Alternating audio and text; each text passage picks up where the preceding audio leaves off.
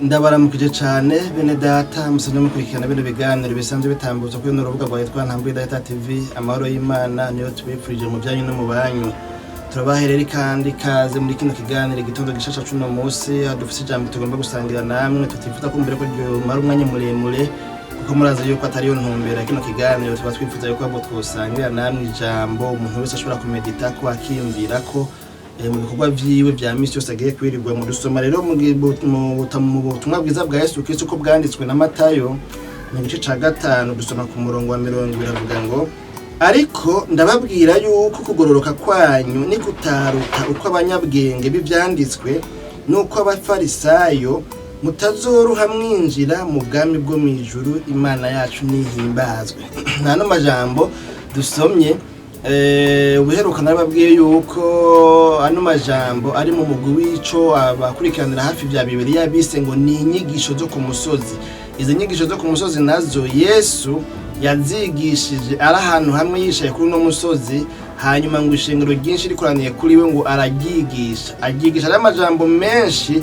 Novuga ngo iyi culture yayimazemo umwanya munini aya miga y'uno munsi, iyi misa y'uwo munsi yamaze igihe kitari gito, yasinda amasaha yamaze nta n'ivyo bavuga kandi mu bisanzwe ntitwona bikurikirana cyane. Mugabo rero ahavugira amajambo menshi, aya majambo tuyasanga muri kino gice ca 5 muri Matayo, igice ca 6 muri Matayo n'igice c'indwi cyose muri Matayo.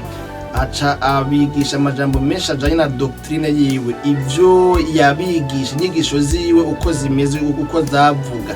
Hanyuma rero mwana amajambo yabigishije avugamwe rero aya majambo babwira ukuntu wewe yaje gushitsa ivyagezwe. Gituma yavuga ngo yavuze ngo ano majambo abantu yarababonyemwo ko batanguye kwiyumvira yuko umengo yobaje guhindura ivyagezwe vya Mose bari basanga no kumengo yobaje kubihindura. Aravye amajambo abigishije ingene ameze wamengo ni ibintu vy'ibikontrere. Nibaza yuko muravye neza muzofata umwanya murabe abahigwa 8 yavuze, havuga ngo hahigwa abashonje, hahigwa abatuntu, hahigwa wasanga umengo ni ibintu vy'ibikontrere. Mugabo byabonekana ko umengo ni ibintu vy'ibikontrere kubera yuko vyari ibintu bitahurwa, bikwiye gutahurwa mu buryo bw'imkemu apana mu buryo bw'umubiri.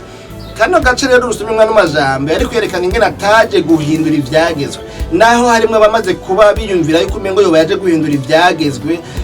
Mbere byari no gutuma abantu banamwankurunuka kwaje guhindura ivyagezwe vya Mose. Nabo bari abantu bibwira yuko bakunda cyane ivyagezwe vya Mose. Mbeco ngo hari abanyabwenge b'ivyanditswe hamwe n'abafarisayo.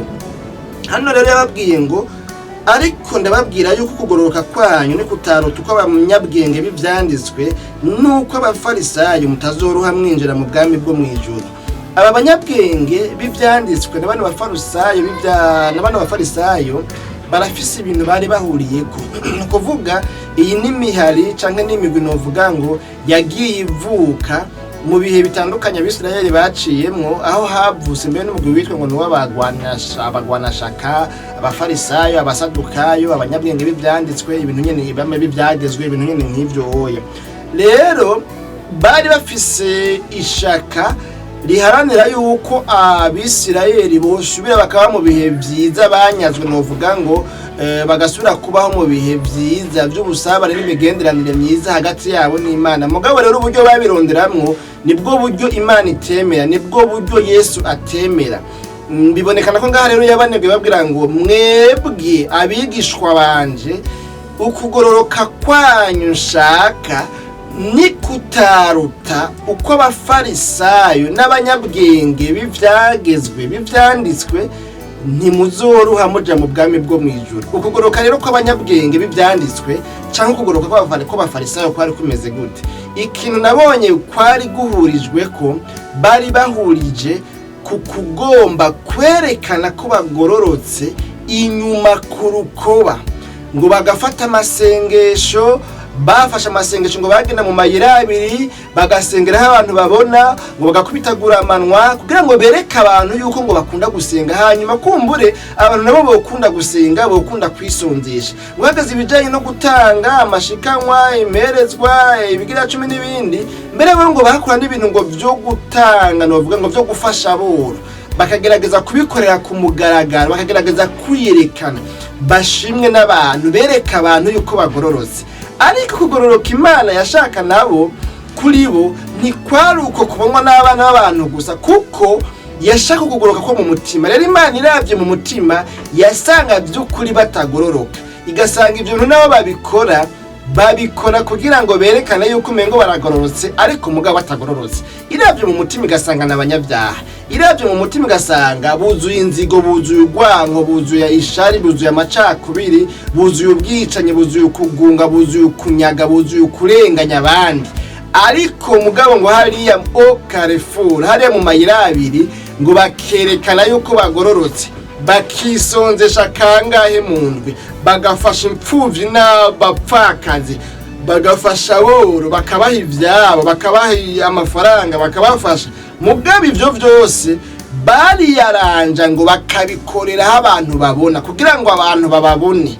Ivyo navyo sivyo Imana ishaka. Imana ishaka yuko kugororoka kwabo kubukwa mu mutima, kuko bihereye mu mutima bizoca bigaragara inyuma. Mugabo bihereye inyuma gusa ntibishike hari indani, ahubwo bikwiye kududubiza kwanza biva hari indani, hanyuma bikabona gusesekara inyuma. Imana yacu nihimbazwa. Ukugororoka rero kw'abanyabwenge b'ivyanditswe n'abafarisayo kwari ukugororoka ko kwitonesha, ko kwihayagiza, ko kwishira habona. Mugandi kwari ukugororoka gufatiye mu ngeso nziza, gufatiye indani mu mutima wabo, no kuvuga amani majambo berekana ko bahindutse, mugabo batahindutse kubera ivyo bereka abantu sivyo vyaba biri mu mutima indani. Imana yacu nidutabare. None rero Imana canke reka mvuga nti Yesu avuga ngo ukugororoka kwanyu ni kutaruta kwabarya abantu mbona bavyerekana ku munwa gusa, bavyerekana mu mayira abiri, bisonzesha kugira ngo abantu bababone, barya abantu bakora ibintu kugira ngo bihayagize, barya abantu bafata amasengesho. Jo buri nabonye umuntu bari yafasha amasengesho, nza mbona uko yakwiza imisi 10 niko yandika ko ngo imisi 20 irakwiye, imisi 30 irakwiye, imisi 50, 60, 70 ubundi musi wacambana ngo imisi 90 irakwiye. Urumva uko yakwiza imisi 10 niko yandika ko yuko akwije imisi kanaka ari mu masengesho. Ibyo sindovuga ngo nawe nyene ngo yakoreye ubuse kuko urumva sivyo wende byo kubikota, ariko mugabo sivyo bibereye. Ukugororoka k'umuntu gukwiye kuba ubwa mbere uko mu mutima, uko mwibanga, uko hariya mu mpisho, hariya ubugingo bududubiriza mu mutima, niho ukugororoka k'umuntu gukwiye gutangurira, hanyuma bikabona kugaragara inyuma, kuko bidudubiza mu muntu, ibibogaboga mu mutima w'umuntu nibyo akanwa kagira ntigasohora. Imana yacu nidutabare. None nano majambo nawe sinzi rero ukugororoka kwawe ingene kumeze. Ubwo bantu wari ukora ibintu mugabo kugira ngo bakubone.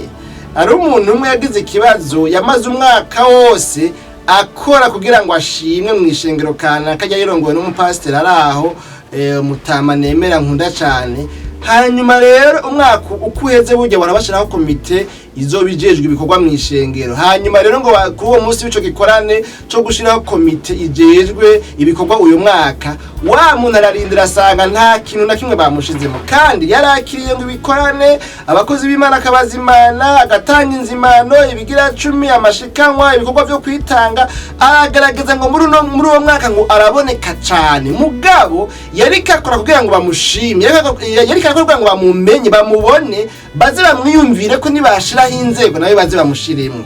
Ikibazo yagize rero wa mutama umupasiteri yararongo yaho hantu ntiyagize ntiyamubonye, ntiyamushimye, ntiyamushize mu nuzeye mu mugwi w'abantu kumbure baba komite bazorongora ibikorwa muri uyo mwaka. Urumva rero cyabaye ikibazo.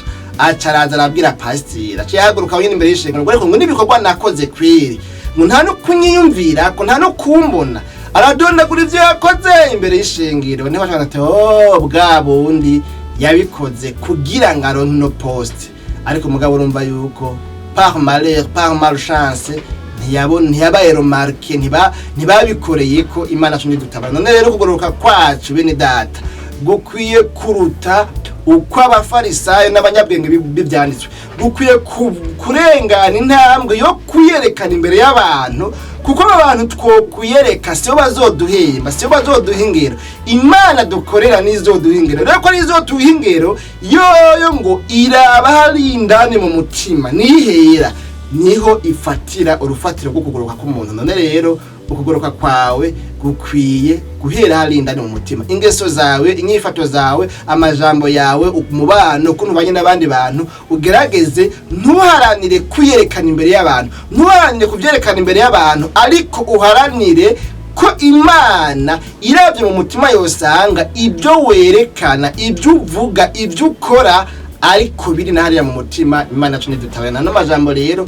ntidukwiye tubaho tugomba kwereka abantu ngo twemeze abantu dukoreshe kubibereka inyuma muga mu mutima atabiriyo, aho kuba ari nko guhemana, kuba ari gusasa karimi ku muntu. Ariko mugabo Imana igomba yuko tugororoka mu mutima, hama kugoroka kwacu kugaragarira abantu. Rero mugabo kwahereye mu mutima. Nano majambo mwese abayumvise Imana nyina Amahoro ibaho mu gishasha. Dusenga Imana mwami Yesu, turagushimiye cyane ubwana majambo twumvise atubwiye ko dukwiye guharanira ko ukugoroka kwacu kuruta uko abanyabwenge bivyanditswe n'abafarisayo. Uko kugoroka nakushaka nukugororoka guhera mu mutima indani, guhagaze mu nyifato n'ingeso vy'indani mu mutima, atari kwiyerekana gusa ariko ari kugororoka guhera indani mu mutima. Turagushimira umuntu wese avuze ngo Mana nshoboza kugororoka, nanje nshoboza gukora ibintu ntagomba ko abantu babibona gusa, ahubwo mparanire ko wewe ubibona, kubera ubukora ibintu haranira ko wewe ubibona, ntavyereka abantu, kuko wewe ubiraba mu mutima, ubisanga hariya mu mutima. Si ngombwa ngo avyereka abantu, wewe bikenewe ubisanga hariya mu mutima. Rero umuntu asenze wese numugirire imbabazi kandi umushoboze kuronka kuno kugororoka gusumba kwa bano bantu twumvise. Mu izina ryawe gira Kristo no tubisabye tuvyizeye, amen.